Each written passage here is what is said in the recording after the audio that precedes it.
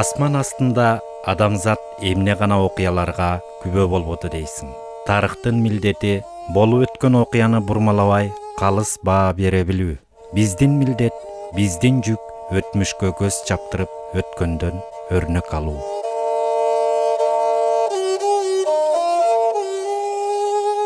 Эми жер бетинде согуш оту тутанбай, адамзат береке менен молчулуктун, тынчтыктын кучагында күн кечирсе экен. Өткөнгө сереп салуу, тарыхты кастарлап, баштан кечирген ар бир окуяга маани бере билүү аң сезимдүү коомдун алдындагы ыйык парыз.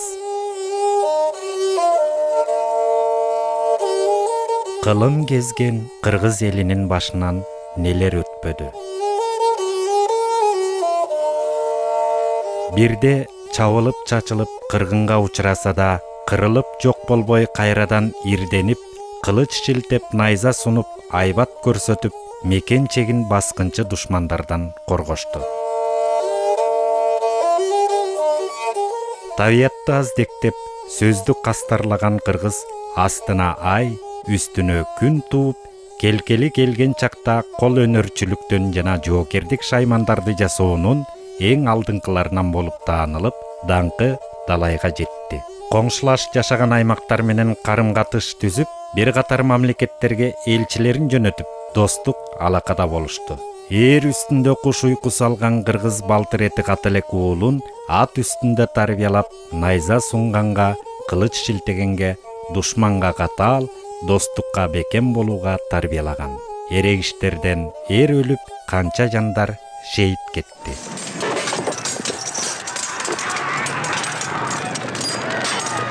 Калкым деп каруусун казык, жанын азык кылган Барсбек Каган түн жарымында каплет катылган душмандардын колунан мерт кетти.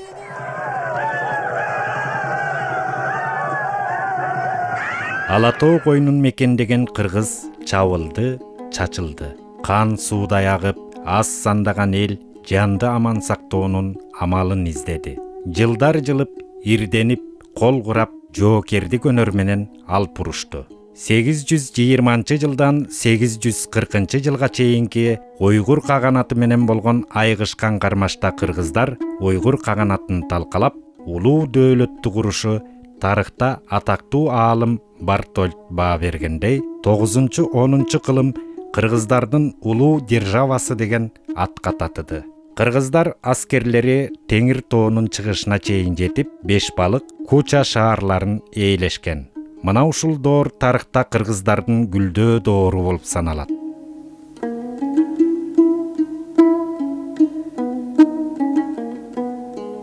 Андан кийин Карахандар доору өкүм сүрдү. Тарыхчылар бул каганаттын жалпы эле түрк элине таандык мамлекет болгондугун айтышат. Караханилер доорунда Баласагун, Ош, Өзгөн, Барсхан, Атбаш жана башка шаарлар өз өрөөндөрү үчүн чарбалык, акимдик башкаруу боюнча гана эмес, маданий агартуу боюнча да олуттуу роль ойногон шаарлар болгон дешет. 1218 жылы Жебен оён баштаган монголдор Алмалык Баласагун Кашкарды ээлеген учурда күчлүктөн запкы жеген калктын жардамы менен монголдор мамлекетти кулатып, Кыргызстан Монгол империясынын ичинде калган. Андан кийин деле элибиздин азабы арбын болду. Кыздары күң, уулдары кул болду. Жуңгар баскынчыларынын эзүүсүнө тушукту. Көздөн жаш, көкүрөктөн муң кетпеди. Ойроттордун ойрон салуусунан айкын далил келтирген Эчен деген дастандар жаралды.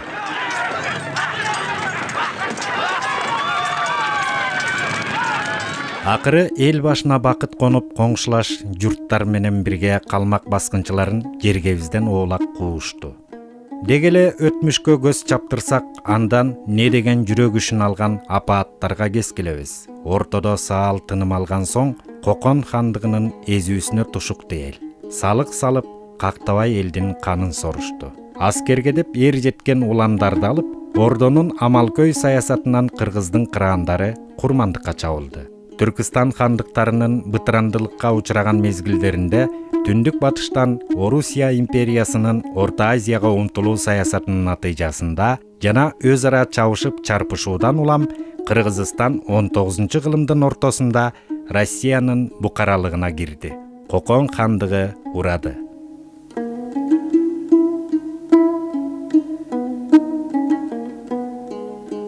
Жылдар жылды. Кара булут калк башына жакындап келатты. 1916 жыл. Улуттук боштондук үчүн күрөш.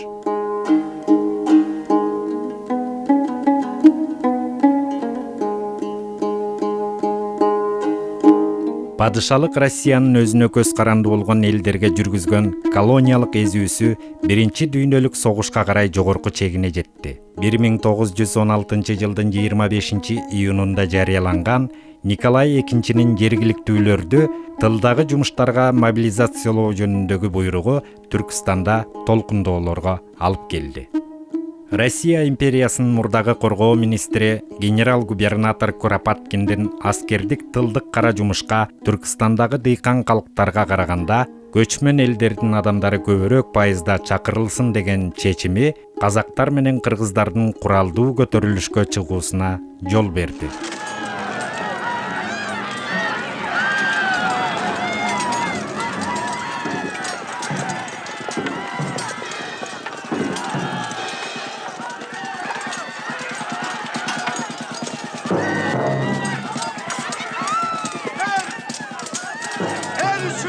Куралдуу көтөрүлүш түндүк Кыргызстандын калк жыш жашаган өрөөндөрүн камтыган. Бул аймактарга Чүй өрөөнүнүн күн чыгыш бөлүгү, Кемин өрөөнү, Ысык көлдүн күнгөй жана тескейи, Кочкор, Жуңгал, Нарын жана Тогуз Торо өрөөндөрү кирген. Көтөрүлүшчүлөр менен жазалоочу аскерлердин ортосундагы акыркы ири салгылаштар 23 августта, Караколдун жанында 28 августта түптө болгон.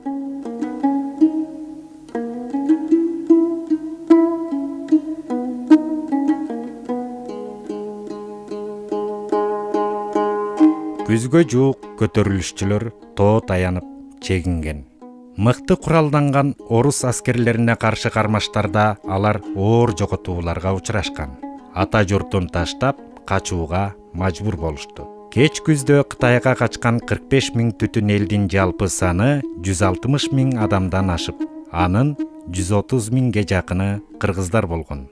Үрүккөн элдин малынын көбү таланып, калганы ит кушка жем болгон. Прижевальский уездинде эле 2,5 миллионго жакын талоон болгону маалымдалган. Жалпысынан алганда Жети Суудагы көтөрүлүштү басуу үчүн Түркстан генерал-губернаторлугунун аймагынан күчтүү куралданган 6530 аскер келген. Алардын 1105-и атчан аскерлер, 16 замбирек жана 47 пулемет менен кошумча күч катары жөнөтүлгөн. Качкын кыргыздар ашууда ач, жылаңач, ит кушка жем болушту.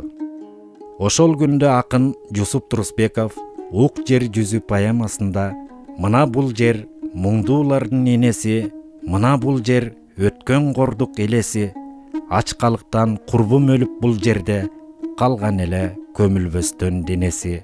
Дагы өлгөн, далай жандар мүргүгөн, сөөктөрүн карга кузгун мүлжүгөн. Ушул кыргыз жан соогалап качкан эл, ушул жерде бет алышып жоо менен кан жошулуп, кара кочкул аккан сел.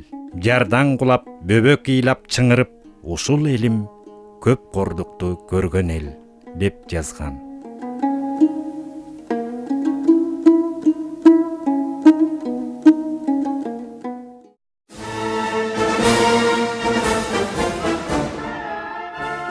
Россиянын мамлекеттик думасынын депутаты, мамлекеттик жана коомдук ишмер, кийин февраль революциясында убактылуу өкмөттүн башчысы болгон Александр Федорович Керенскийдин думада өткөн жыйынында 1916 жылы август айларында өткөн падыша аскерлери тарабынан жүргүзүлгөн бул кандуу мыкаачылык окуясын адилетсиз саясатын айыптап, ырайымсыз иштерин айтып, депутаттарга кайрылган.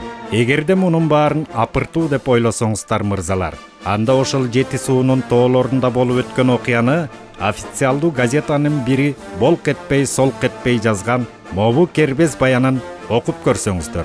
Алар жазасын алышты. Албетте, козголоңчулар, биздин куралдан миңдеген кыргыз кыргын тапты. Кыштоо конуштары кыйратылууда. Эсепсиз малы аскер менен бийлик ээлеринин колуна өттү. Бирок бул иштин бир гана жагы аскердик айла амал менен ойлонулган операциянын эң негизги маани натыйжасы азыр козголоңчулардын аска зоонун башында камалып жаткандыгында. Ал жакта жакында аяз түшүп ачкачылык басат. Козголоңчулар мына ошондо колу менен кылганын мойну менен тартат.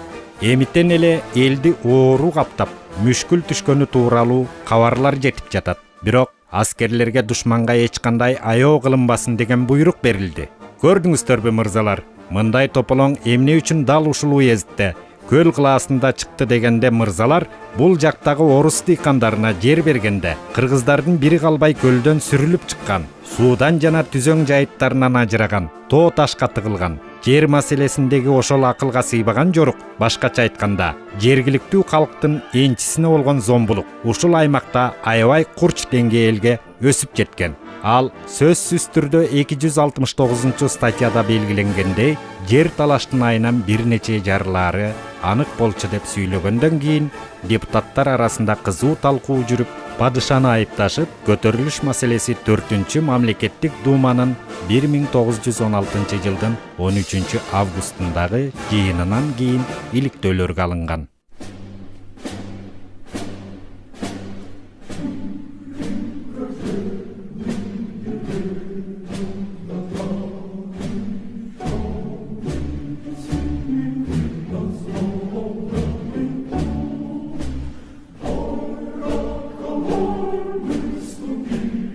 Bir 1917 жыл.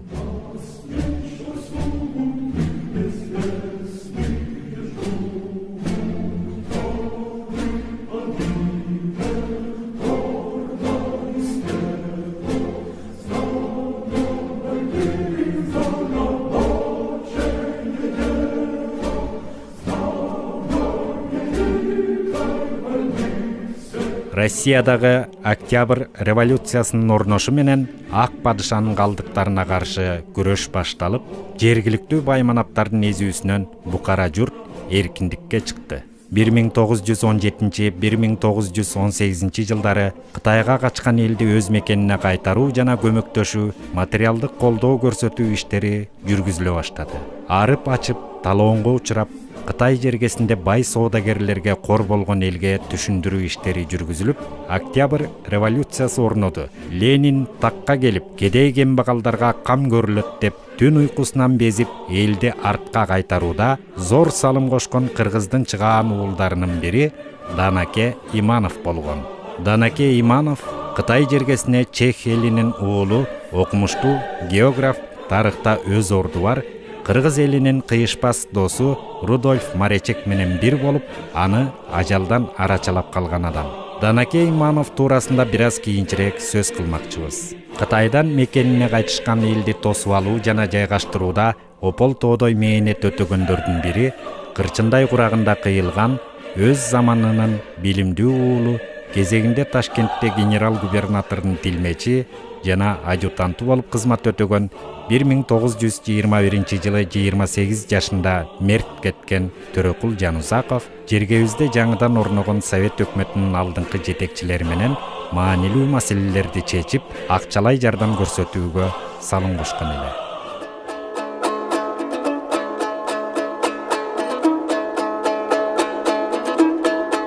Оор замандарга күбө болгон, кезегинде ак жеринен алыскы Сибирге айдалган, жергиликтүү болуштардын кордугуна майышкан тоо булбулу Токтогул Октябрь революциясын зор кубаныч менен кабылдады.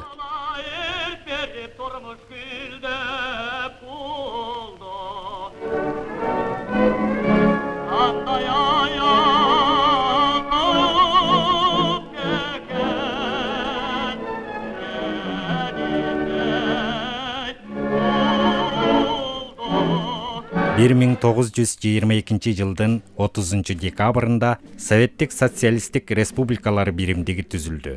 1922-1924 жылдары Кыргызстандын көпчүлүк аймагы Түркистан АССРнин курамында болду. Кезегинде билим алууну көздөп, элине ак кызмат өтөйм деген кыргыздын бир топ чыгаан уулдары болгон. Алар жергебизге орногон Совет бийлигинин түзүлүшү үчүн мээнеттенишип, болгон күчүн кыргыз мамлекеттүүлүгүнө арнашты.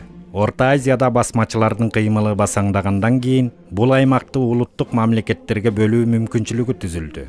Түркстан АССРинде өзбек, түркмен, кыргыз бөлүмдөрү иштеп, аймактагы элдердин этностук курамын, экономикалык жана географиялык чектерин такташкан. 1922 жылы 30 декабрда Советтердин бүткүл Россиялык биринчи съезди РСФСР, Украина, Белоруссия жана Закавказье федерациясын бириктирип, Советтик социалисттик республикалар союзун жарыялашкан.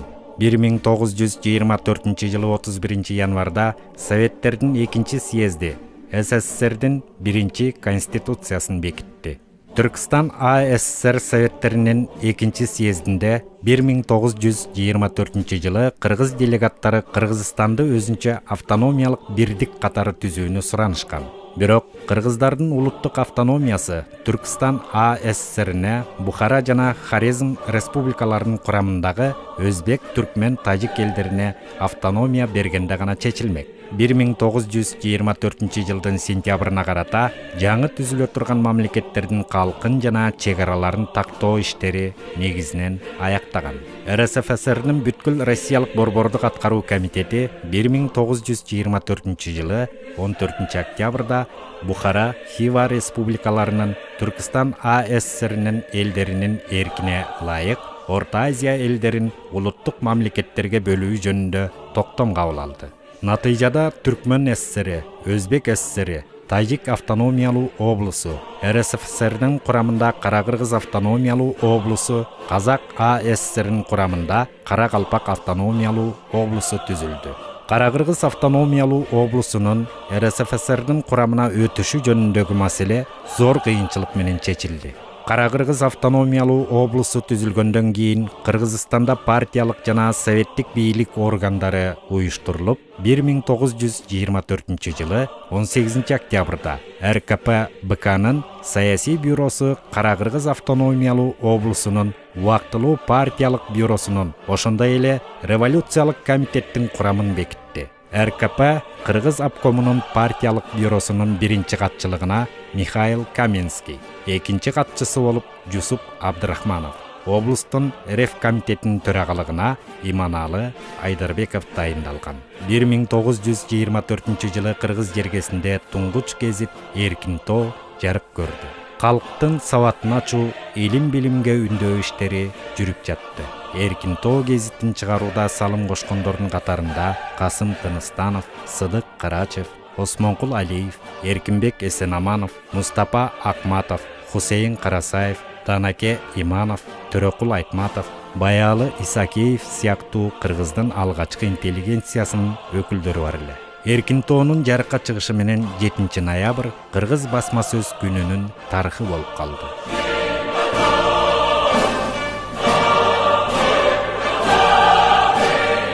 Облустук борбордун жоктугуна байланыштуу облустук ревком адегенде Ташкентте турган.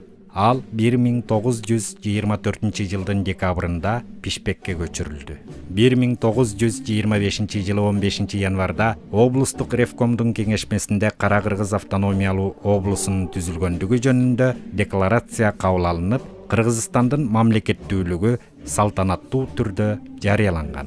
Декларация жарыяланган 16 январь майрам күнү катары белгиленген. Советтердин облустук аткаруу комитети түзүлүп, ага 51 адам кирген. 1925 жылы 31 мартта облустук облаткомдун биринчи пленумунда такай иштөөчү 11 адамдан турган облаткомдун президиуму шайланган. Анын төрагалыгына совет бийлиги үчүн жигердүү күрөшкөн Абдыкадыр Орозбеков дайындалган. Облустун жетекчи кызматтарына Төрөкул Айтматов, Шоруков, Эсенаманов, Жээнбаев, Камбаров, Кулматов, Алиев, Данаке Иманов жана башкалары келишкен. Кара-Кыргыз автономиялуу облусу бүткүл Россиялык борбордук аткаруу комитетинин 1925 жылы 25 майдагы чечими менен Кыргыз автономиялуу облусу болуп аталды.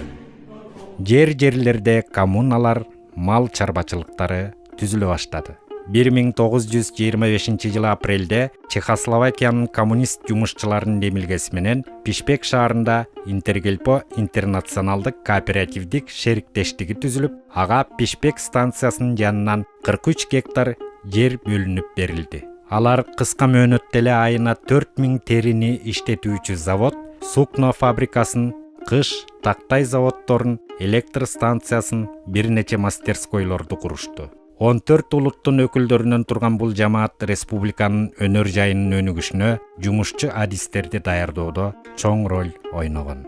Бүткүл Россиялык борбордук аткаруу комитетинин чечимине ылайык 1926 жылы 1 февралда Кыргыз автономиялуу облусунун ордуна Кыргыз автономиялуу Советтик социалисттик республикасы деп түзүлдү. 1927 жылы 7 марттан 12 мартка чейин өткөн Кыргыз АССР Советтеринин 1 съездинде Кыргыз АССРнин түзүлгөндүгү расмий түрдө жарыяланды. Кабыл алынган декларацияда кыргыз элинин өз тагдырын өзү чечүү укугу аныкталган. Съездде жалпыга бирдей окуу милдетин киргизип, араб алфавитинен латынчага өтүү жөнүндө маанилүү чечим кабыл алынган. 1927 жылы 12 мартта Кыргыз АССРнин борбордук аткаруу комитетинин президиумуна 17 адам шайланган. Президиумдун төрагалыгына Абдыкадыр Орозбеков шайланган.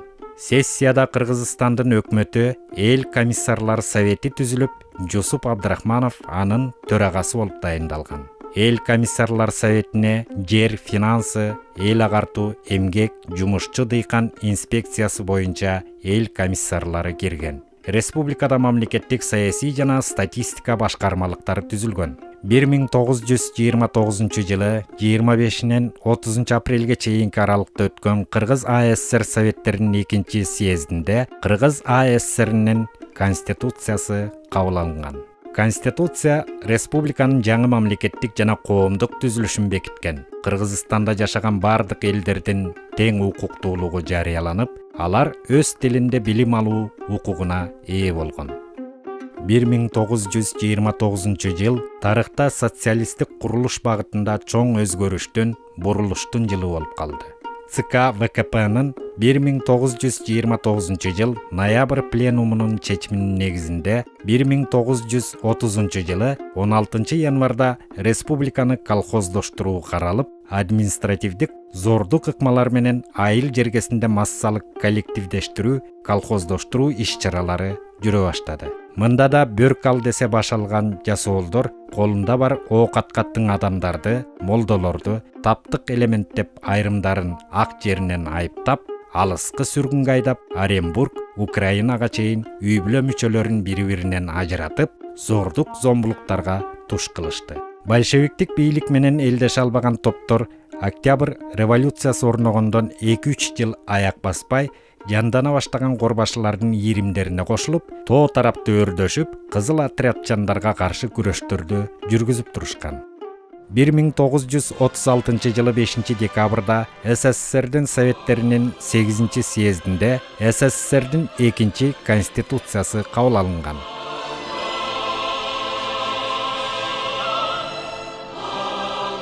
Мына ушул күндөн тартып Кыргыз АССР Кыргыз СССРине айланып, СССРдин курамына тең укуктуу союздук республика катары кирген.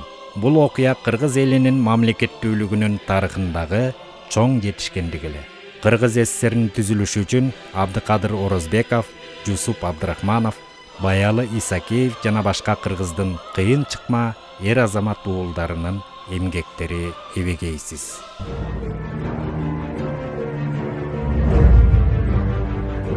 Элдин эртеңкиси деп түйшөлгөн эр азаматтардын башына түн түштү. Жалган жала ак жеринен айыпталып, темир тор артында бир топтор калды. Бүтүндөй союздук өлкөлөрдү кара тумоодой каптаган репрессия. Кандуу 37 жыл. Кыргыздын тың чыкма уулдарынан кол жууган, карам түн каптаган жыл. Элибиздин келечегине балта чапкан жыл. Эл душманы улутчул деген жалаага кабылган шерлер бир кезде алыскы калаалардан билим алып, ошол билиминин аркасында элге журтка пайда гана келтирем дегенден башка максат жок эле.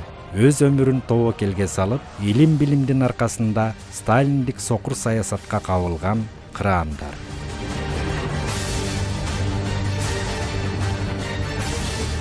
Бир 1915 жылы Сазановкадагы орус тузем мектебинен билим алып чыккан Жусуп Кытайга эл менен кошо качаарда энеси жана 7 бир тууганы нарында көтөрүлүштү басабыз деген баскынчылар тарабынан өлтүрүлгөн. Бул алааматта иниси Токо экөө гана аман калышкан.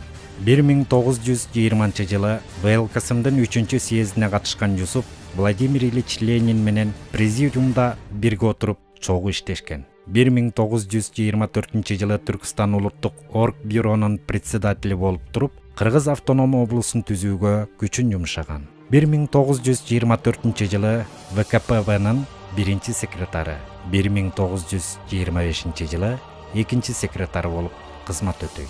1929 жылы ноябрда, 1930 жылы январда Сталинге 2 жолу кат менен кайрылып, Кыргыз АССРин союздук республикага айландыруу керек деген өтүнүчүн билдирген. Дал ушунусу үчүн ага улутчул деген жалаа жабышкан. Абдрахмановдон тайманбастык аркасында дан азыктары өз керектүүбүзгө жумшалсын деп сакталып, Кыргыз ачтан кырылбай аман калган. Казак журтун каптаган ачарчылыкта бул жакка келген боордоштордун көбүн сактап калууга да үлгүргөн. Мына ушундай көк жалдык аркасында партиядан чыгарылып, кызматтан алынган. 1938 жылдын 5 ноябрында канчалык урт токмокко кабылса да майышпаган Жусуп Абдрахманов сурак учурунда атып өлтүрүлгөн.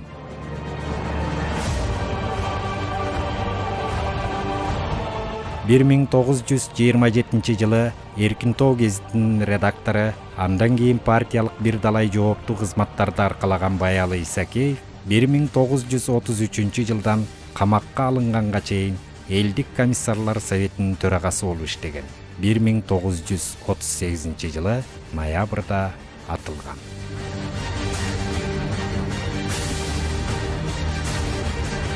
Өз заманынын дагы бир чыгаан уулу, элим деп түйшөлүп ат көтөргүс эмгек кылган эр азамат инсан Данаке Иманов. Ал Ысыкөл өрөөнүнө караштуу Жети Өгүздүн Эсен Аман деген айылында 1898 жылы жарыкка келген. Кичинесинен билимге умтулган Данаке Каракол шаарындагы орус тузем мектебинен билим алат. 1916 жылы улуттук боштондук үчүн болгон күрөштө эл менен кошо Кытайга качат. Билиминин тереңдиги аркасында Кытай жергесине барган кыргыз элинин досу, чех элинин атуулу Рудольф Маречекти ал жактан жолуктуруп, Кытай жасоолдоруна колго түшкөн жеринен туткундан бошотууга көмөк көрсөтөт. Ошол эле учурда Совет өкмөтү кыргыз жергесине орногонун жар салып, элди кайрадан мекенине кайтарууга Маречек экөө көптөгөн мээнет жумшашат. Кыргыз жергесинде айрыкча туулуп өскөн жери Жети Өгүз аймагына биринчилерден болуп мектеп курдурууга салым кошуп, элди агартуучулукка үндөйт. Эркин Тоо гезитинин алгачкы санын чыгарууга активдүү катышат. 1925 жылы Москвада коммунисттик университетте билим алып, 1926 жылы Кыргыз АССРинин областтык эл агартуу бөлүмүнүн жана саясий агартуу башкармасынын төрагасы болуп бекитилет. Данакенин ошол кездеги маданиятка кошкон өзгөчөлүгү эң биринчи кыргыз киносу саналган Жабы Карабав фильминин идеялашы, кеңешчиси болуп, анын кыргыз жергесине тартылышына, биринчи кыргыз актрисасы Айша Түмөнбаеванын башкы каарманды аткарып калышына себепкер болгондугунда. 1929-1934 жылдары Дыйкан жаштар мектебине, андан соң колхоз техникумуна директор болуп, андан кийин колхоздоштуруу иштерине активдүү катышып, басмачыларга каршы күрөшөт. 1937 жылы 16 августта камакка алынып, ага Жусуп Абдрахмановдун жана Баялы Исакеевдин жакын санаалашы улутчул деген жалаалар жабылып, 1938 жылы атылат.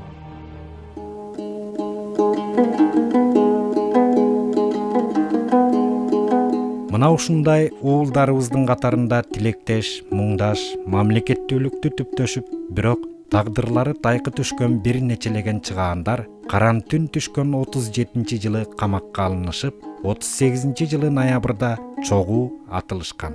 Алар агартуучу, тилчи, акын, драматург Касым Тыныстанов, мамлекеттик жооптуу кызматтарды аркалаган Төрөкул Айтматов. Кыргыз Совет мамлекетинин негиздөөчүлөрүнүн бири Абдыкадыр Орозбеков. Жаңычыл көз караштагы алдыңкы коомдук ишмер Иманалы Айдарбеков. Окумуштуу коомдук ишмер эркиндик, теңчилик деп жар салган 1922 жылы март айында Тоолуу Кыргыз областын түзүү боюнча маселе көтөрүп чыккан Абдыкерим Сыдыков. Алыскы калааларда билимге ээ болуп келип, элиме эмгегимди арнайм деген Эркинбек Эсенамановтар ур соккуга алынып, жалган жалааларга кабылып, күч кубатка толуп турган жаштайында жайрашты.